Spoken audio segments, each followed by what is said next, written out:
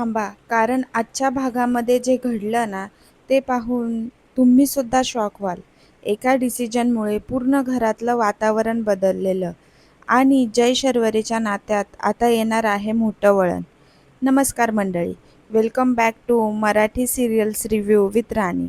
आज मी तुम्हाला या एपिसोडची कंप्लीट स्टोरी, शॉकिंग ट्विस्ट आणि इम्पॉर्टंट मोमेंट्स अगदी डिटेलमध्ये एक्सप्लेन करणार आहे. त्यामुळे व्हिडिओ शेवटपर्यंत नक्की बघा. तर आजच्या भागामध्ये उमा वातावरण नॉर्मल करण्यासाठी सगळ्यांना म्हणते की सॉरी बोलल्याने सगळं प्रॉब्लेम सॉल्व्ह होतात. पमा साक्षीच्या मम्मीला इन्व्हिटेशन द्यायला जाते की माझ्या बाईच्या लग्नाला या. पण साक्षीची मम्मी तिला टोमणे मारत पण प्रेमाने म्हणते की पत्रिका कमी छापल्यामुळे तुमच्याकडे तोंडी इन्व्हिटेशन देतात. ठीक आहे, काय हरकत नाही. पण तुमच्या लग्नामध्ये जर का तुम्हाला पैशांची गरज लागली तर नक्की मागा.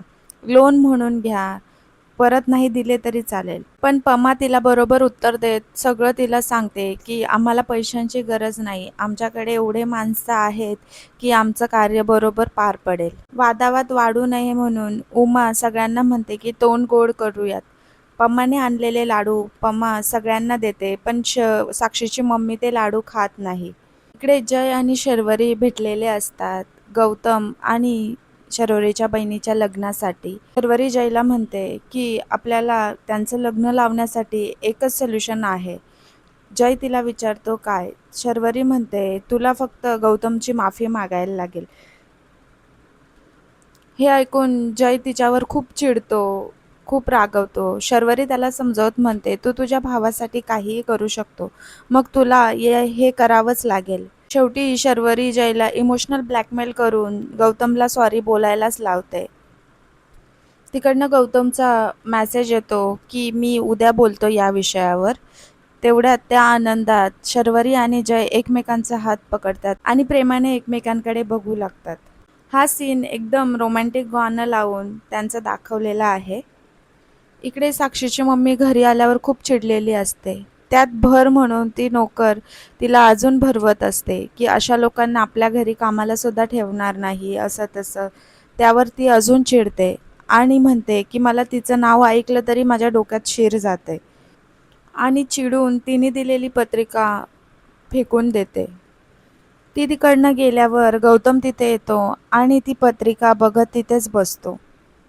इकडे पमा शरूच्या पप्पांकडे बडबड करत असते की ती साक्षीची मम्मी मुद्दाम गोड बोलून टोमणे मारत होते. साक्षीला बोलत होती की जाऊ नको लग्नाला. पैशांचा रुबाब दाखवत होती की पैसे हवेत का, लोन हवे का, अशी बडबड करत असते.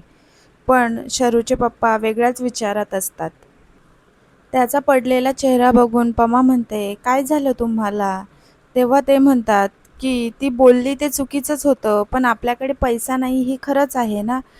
हे बोलत असताना शर्वरी तिथे येते आणि त्यांचं बोलणं ऐकू लागते. तो पुढे म्हणतो मी कष्ट करतो, कमवतो, पण तुझी पोरींची हौसमौस करू शकत नाही. आपल्याकडे पैसा असता तर त्यांची हिंमत झाली तरी असते का आपल्याशी असं बोलायचे?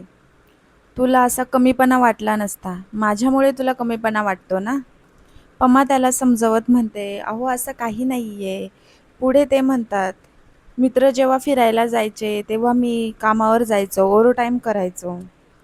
तेव्हा वाटायचं की आता केलेली मेहनत पोरींच्या लग्नाला कामात येईल, पण आता काहीच नाही राहिलं हातात. पमा त्यांना समजावत म्हणते तुम्ही त्याचा विचार नका करू. आणि ती बाई टोमणेच मारत असते, तिचा काय विचार करता एवढं.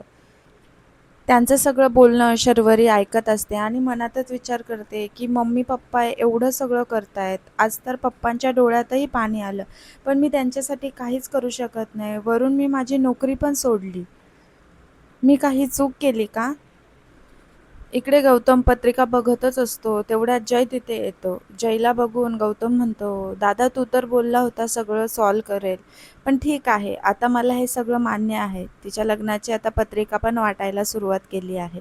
एवढं बोलून गौतम तिकडून जातच असतो. तेवढ्यात जय त्याला थांबवतो आणि म्हणतो तुझं लग्न आसावरीशीच होणार, हा माझा शब्द आहे. एवढं ऐकून गौतम तिथनं निघून जातो. इकडे शर्वरी तिच्या मोबाईलमध्ये बघत असते. तेवढ्यात आकाश, साक्षी आणि शर्वरीचा मानलेला भाऊ तिघं तिथे येतात आणि म्हणतात की उद्यापासनं तुला 9 वाजता ऑफिसमध्ये यायचं आहे. त्यांना बघून शर्वरी म्हणते, तुम्ही तिघे इथे असं काय बोलतायत आणि काय झालंय? आधी तुम्ही बसा या सगळे, आणि त्यांना बसवते. साक्षी सांगते की तिच्यामुळे त्यांना किती मोठी डील मिळाली आहे आणि उद्यापासून तुला जॉब जॉईन करायचा आहे. आकाश सांगतो की कशा प्रकारे तिच्यामुळे ती डील क्रॅक झाली आणि त्यांची अट आहे की तुला जॉब जॉईन करावाच लागेल. हे ऐकून शर्वरी म्हणते की दादा, हे पॉसिबल नाही आहे आणि तसं पण जय आणि माझं बघितलं ना ऑफिसमध्ये जरा पण जमत नाही, आणि तुम्हाला माहिती आहे ना आपल्या फॅमिलीमध्ये किती इश्यू आहेत ते.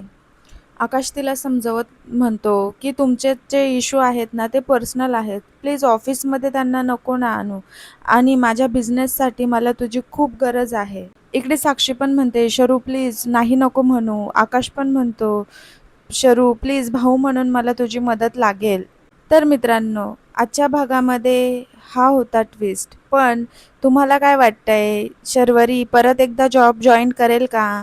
आणि जय आसावरी आणि गौतमचं लग्न लावून देईल का? बघायला मजा येणार आहे. तर भेटू आपण नवीन एपिसोडमध्ये. थँक्यू.